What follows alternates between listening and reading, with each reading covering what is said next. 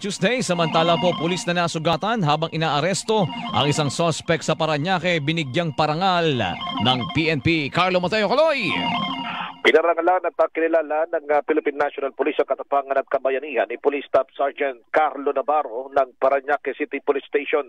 Si Navarro ang pulis na nasugatan matapos saksakin ng isang sospek na kanyang inaaresto dahil sa panggugulo sa San Antonio Valley 8 noong Biyernes.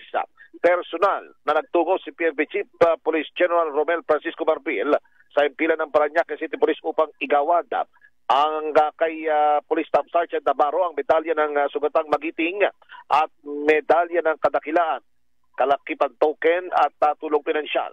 Ayon kay PNP Chief Marbil, ang pinakitang katapangan ni Navarro ay patunay ng tapat na paglilingkod ng mga pulis at ang kanilang kahandaang sakripisyong sariling buhay para sa kapakanan ng publiko. Anya, sumasalamin din ito sa pagpapahalaga ng PNP sa karapatan at buhay ng tao. Ang pinamalas na kabayanihan ni Navarro ay hindi lamang nagbibigay dangal sa kanyang pangalan kundi pati na rin sa kabuuan ng PNP.